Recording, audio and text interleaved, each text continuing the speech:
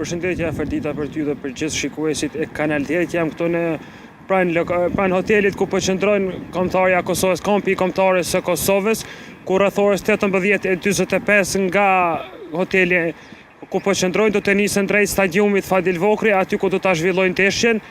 Pak më herët pam disa nga futbollistët brenda hotelit që ishin, atmosfera dukej e mirë.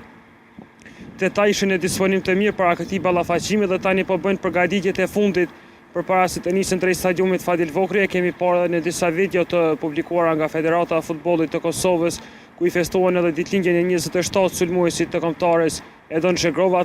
Dukeshin e disponim të mirë të gjithë futbollistët dhe dëshira edhe e Edonit dhe e gjithë futbollistëve është që ta bëjnë të jetë kjo nota më e madhe në historinë e futbollit kosovar dhe të bëjnë një nga arritjet më të mëdha të shtetit të Kosovës që nga pavarësia.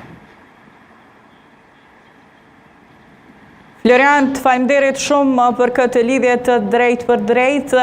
Po besoj që tashmë nga ky lokacion ku je, do të drejtohesh për në stadiumin Fadil Vokri, atje ku edhe do ta kesh mundësinë ta ndjekësh drejt për drejt ndeshjen e madhe Kosovë-Turqi.